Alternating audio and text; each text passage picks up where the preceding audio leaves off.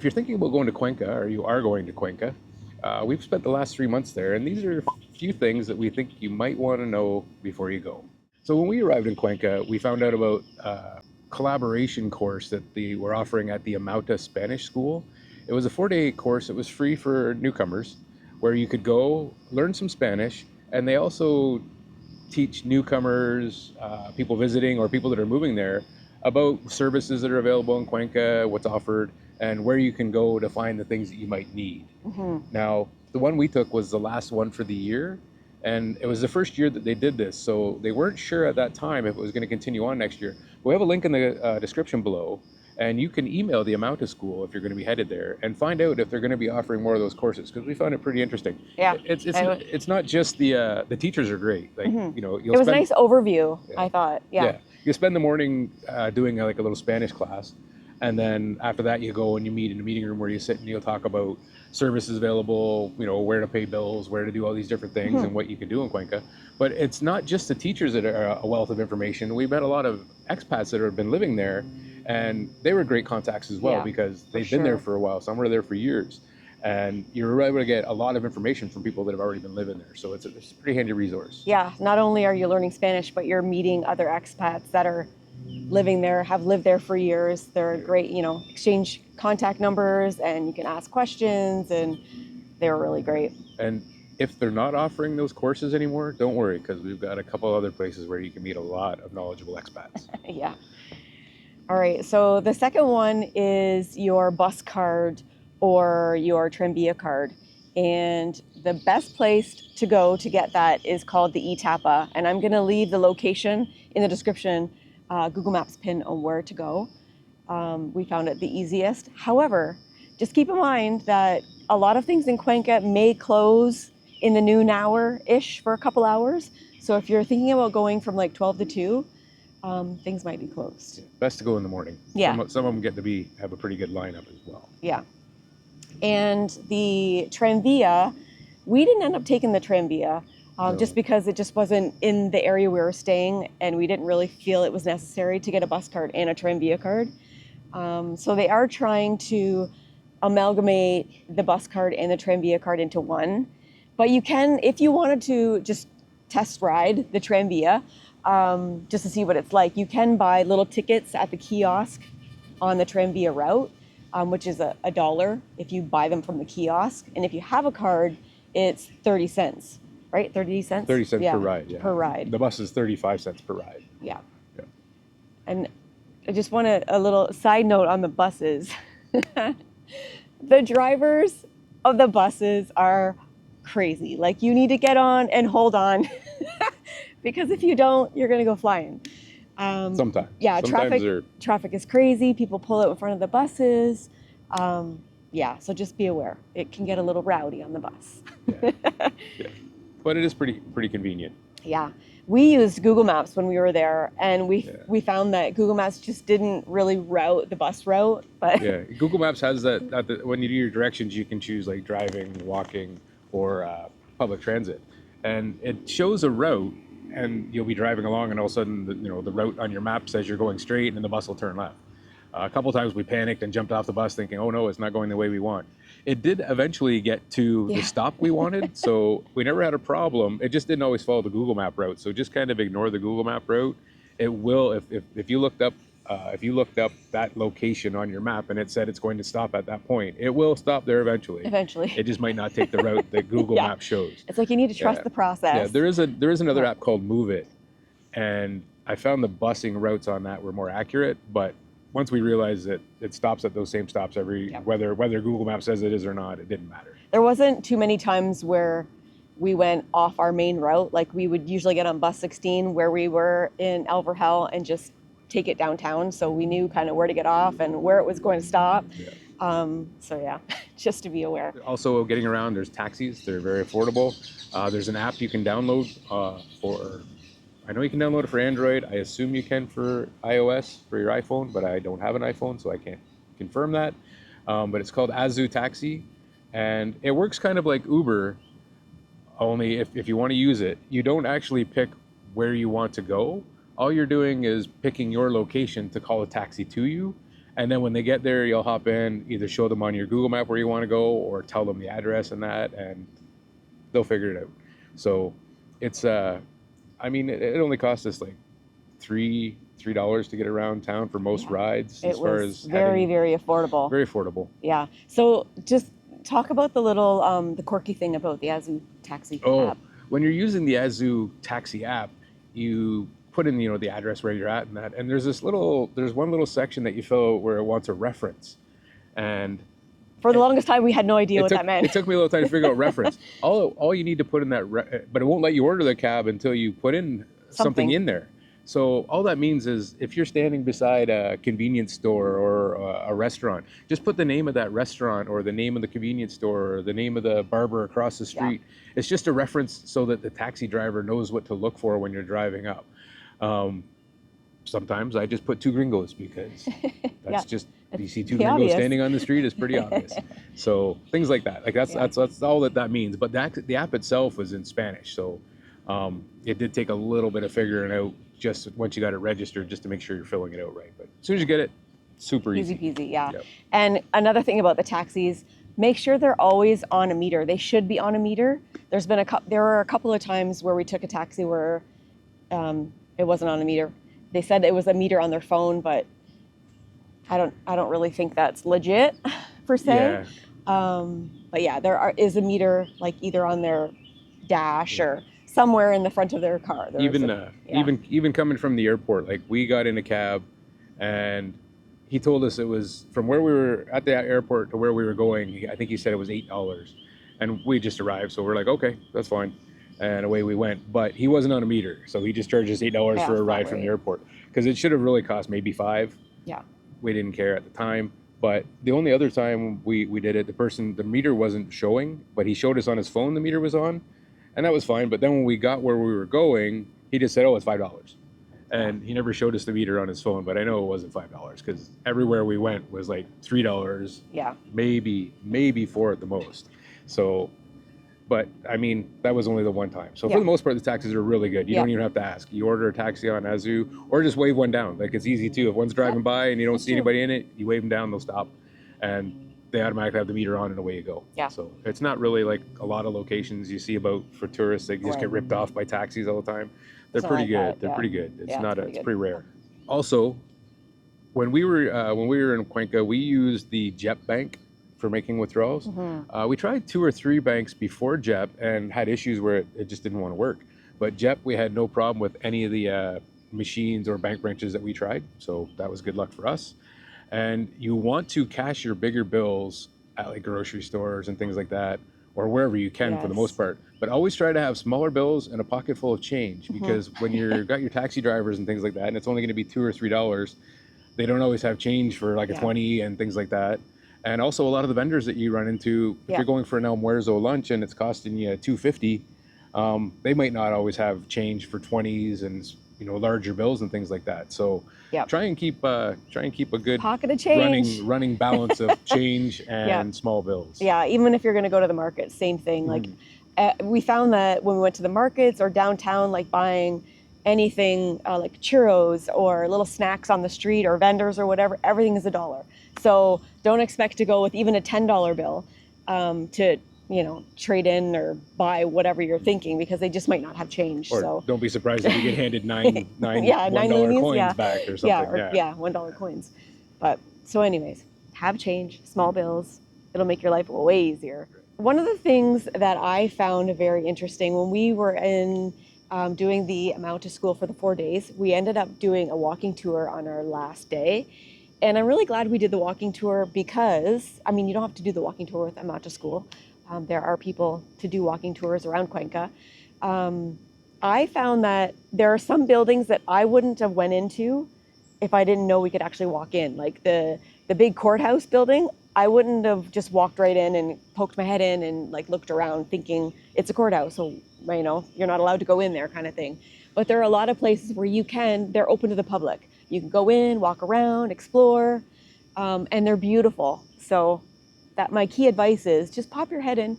They will let you know if it's not open to the public, but for the majority of the downtown centro is open to pretty much everybody just to walk in and take a look around. Yeah. Yeah, if it's your first time in South America, you might not be aware that a lot of times in the construction of the buildings and that, they're built with like a courtyard in the middle. So And pretty. so many of like hotels and places like that, Mm. you'll just see the entrance and you look in and say, oh, it looks like a hotel. But if you walk in and go in, you'll get into that courtyard in the center, and it might be a restaurant, or it might be just an open courtyard where Yeah. it's a park setting or something like that. And like a lot of them, like Val said, are quite beautiful. And yes, your people are very welcome to come in, take a look around, or you might find a great restaurant. We found a couple of restaurants that were in those courtyard center areas that we never would have known were there if we didn't just kind of let our curiosity take us inside. So Yeah. don't be afraid to look around. Exactly. So when you're out and about, the sun and the weather in Cuenca, let's talk about that. The sun is intense, guys. Let me tell The sun is you. intense. You're at Cuenca's at like 8,600 feet of altitude. So despite the temperature being a little more cool, the sun itself, you can feel the intensity. So you really want to make sure if you have fair skin or whatever, bring your sunscreen and make sure you put it on, because it doesn't take long and you're not really thinking about it because you're feeling a little bit cooler, maybe from a nice breeze, but the sun is really intense. So be careful with that. And speaking of weather, we were surprised by the weather. We knew when we arrived, it was really rainy for the first month, and a lot of people said that was rare. It was kind of like an almost extended rainy season. It wasn't common for it to be that rainy, I guess, in November. The first 3 weeks we were there, it rained every day. And let me tell you, I was looking for a flight out of Cuenca. I was like, I am done with this rain. Get me out of here. Yeah. But the weather itself, before we went, we did lots of research. You probably are too. And everybody said, oh, it's like spring all the time. You know, it's nice, mild 70 degrees, cools off at night. We found our experience, it felt like 3 seasons every day. Every day. You get up in the morning, it'd be pleasant and cool. You might have a light jacket.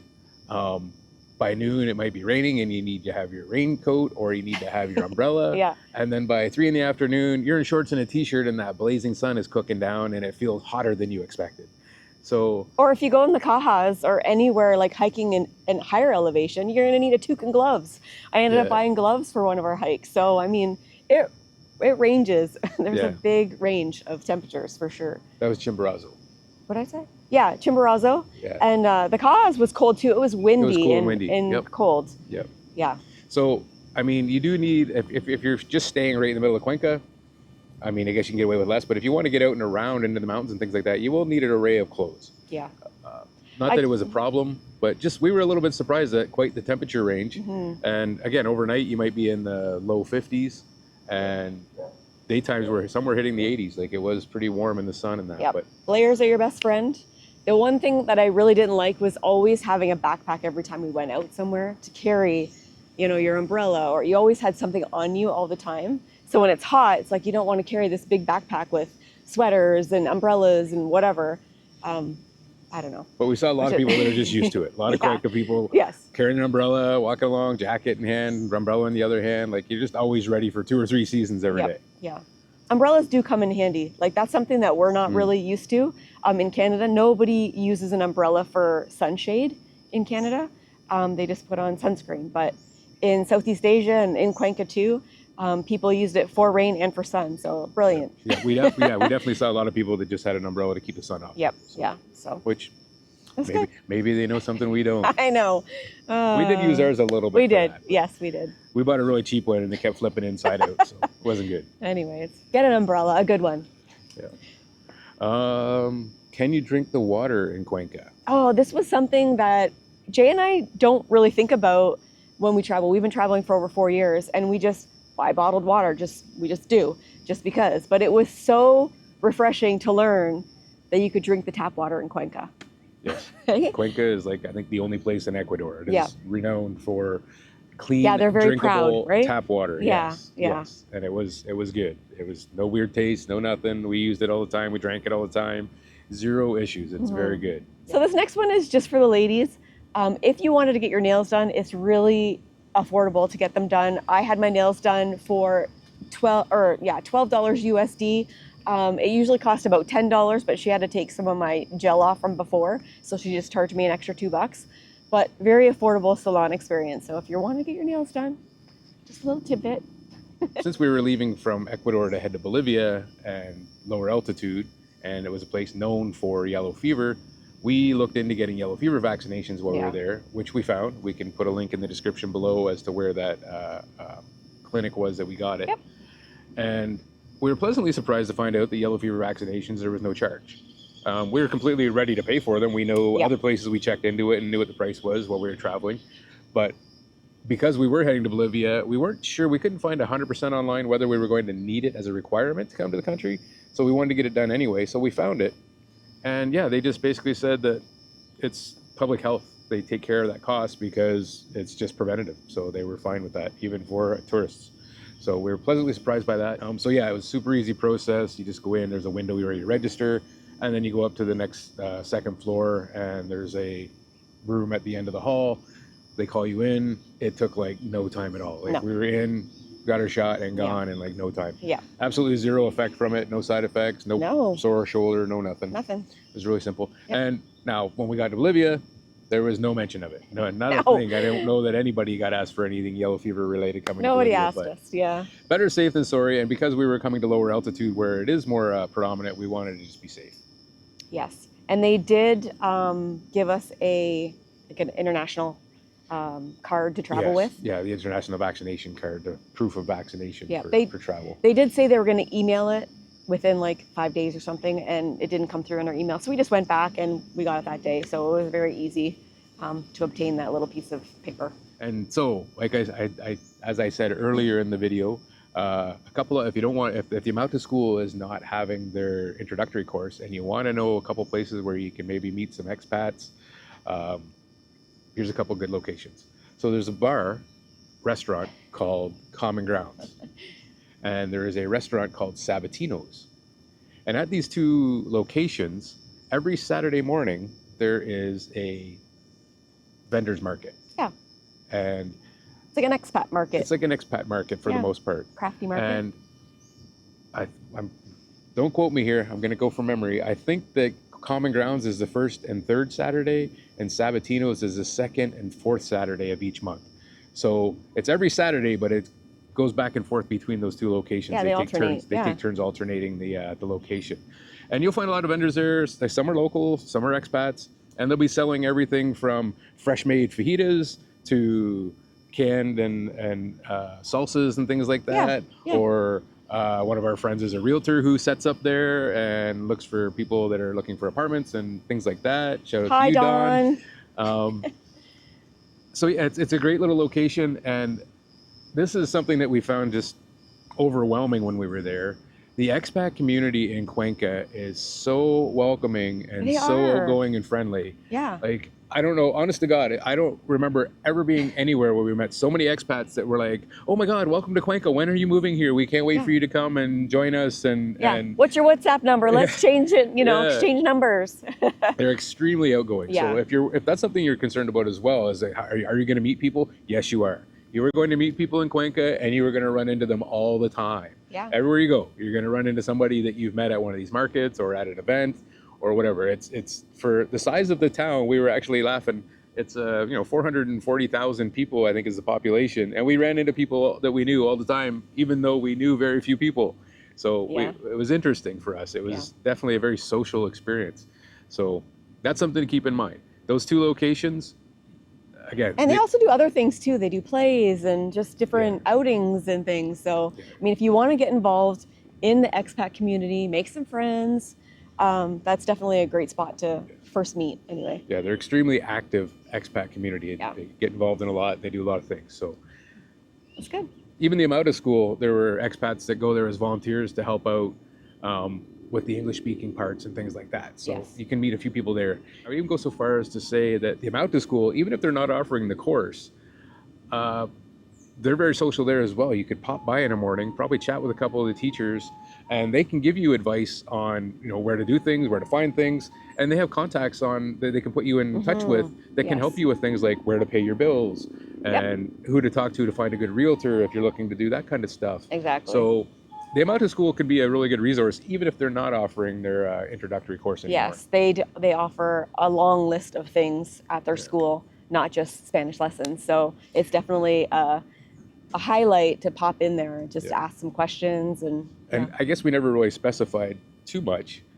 you are going to want to learn some Spanish. Yeah. You don't have to know Spanish when you arrive. We struggled with some things because outside of the city center, there's not a lot of people that speak English or very much English. So the more Spanish you can learn, the better it will be for you. Yes, for sure. We've been practicing it now for 3 months.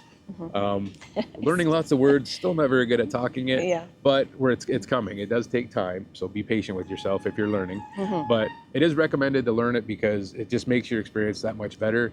You can interact with the locals a lot better. It's a lot less frustrating if you're able to, communicate your ideas and things like that. Yeah. And they understand it, as instead of trying to play charades all the time and Yes. guess and hope you're getting what you think you ordered at the restaurant, or Exactly. that kind of thing. There But were some instances where we asked them if they spoke English and they said no.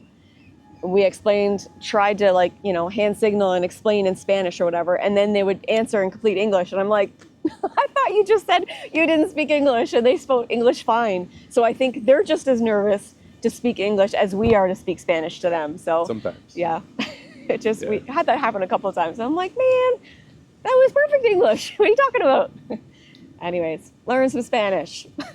Yeah, it's only beneficial for you. It Yeah. really is. For our final topic today, this is a big one everybody's curious about: Yeah. safety. Mm-hmm. Is it safe in Cuenca? You might have seen some stuff on the news about gang shootings and cartel shootings and things like that. And yes, a couple of those actually did happen while we were there. Yep. All I can say about that is if you watch the news for any major city anywhere in the world, there's shootings, there's muggings, there's break-ins, there's danger everywhere in the world. Cuenca, in our experience, was very safe. Now, we don't stay out super late at night, but there were times after like New Year's and things like that where we walked home at after midnight. Mm-hmm. Now, we're a couple, so it's not just one person walking by themselves. We're always together. There were times that we took cabs as well, but we did walk late at night and we had no issues whatsoever. We're walking down main roads, that kind of thing. We're not in little dark alleys or that kind of stuff. It's just really a matter of common sense. Cuenca for us was quite interesting because, as Val said, we've been traveling for over 4 years and we've been to lots of places. Ecuador was one of the first places that we went where it was the locals telling us how unsafe things were. There was like an undertone of unsafety. I don't know how else to explain but it. not in Cuenca. Like, it's just always in the back of your head, though. Yeah. For me, anyway. Yeah. That's just me. Now, we may be, we don't want to scare anybody away. This is No. not the purpose of this. We just want to be clear about it. We traveled around Southeast Asia, we traveled around Malaysia, we traveled around all these different places. Mm-hmm. And when, you see stuff online about something being unsafe and you would talk to locals there and they'd be like, oh no, you guys can go wherever you want. You can ride your motorcycle wherever you want, go visit, go to little towns, whatever, you'll have no problems. When we were in Cuenca, all the people in Cuenca were saying, just stay in Cuenca. Yeah. Like, don't go to Guayaquil, it's very dangerous. Don't go to Quito, it's very dangerous. Don't go to the coast. Don't go to coast, yeah. The coast is overrun now with all these problems with the drug cartels and stuff. But Cuenca, they were very adamant that, Cuenca's quite safe. Cuenca's quite safe. People are moving from these other places to Cuenca because it's so safe. Right. So in my thinking and my worry is, if all the people are moving to Cuenca because it's safe, is that going to follow all the people coming to Cuenca? The problem. Yeah, like all the gangs or all the problems. I don't know. It's not a problem until it is a problem, I guess. I don't know. Yeah, so we didn't feel unsafe at it really any time. No. We just always had it in the back of our mind because so many people were telling us that, there's, Cuenca's safe, you're okay, but there are a lot of places that are not safe and you don't want to go. So, I mean,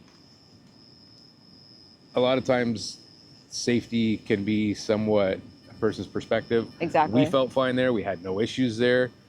We did actually meet a lady who was in one of our tour groups who was basically mugged in the street once, and she's been there for 11 years, but she still lives there, and this was some years ago. So, I mean, I guess these things can happen anywhere, so keep that in mind. But from our experience and from what we saw, there was some issues with crime in that, but we had zero issues whatsoever. So that's going to do it for our list of things that we think you should know before you go to Cuenca. If there's something you're thinking about that we didn't talk about in today's video, please feel free to comment below or reach out to us on Instagram, and we'd be happy to try and answer any questions you might have. Yeah, and if you're watching this and are an expat that has been living in Cuenca for years, like Ken, Ken is a great resource, and I know you watch every video. So if you have little tidbits for our viewers that are new coming to Cuenca, leave them in the comments below. And also we have one more video coming about Cuenca. It's our pros and cons, our opinions, our pros and cons of Cuenca. So you're definitely going to want to stick around for that video. So thanks so much for watching, guys, and we'll see you next week. Bye. Ciao.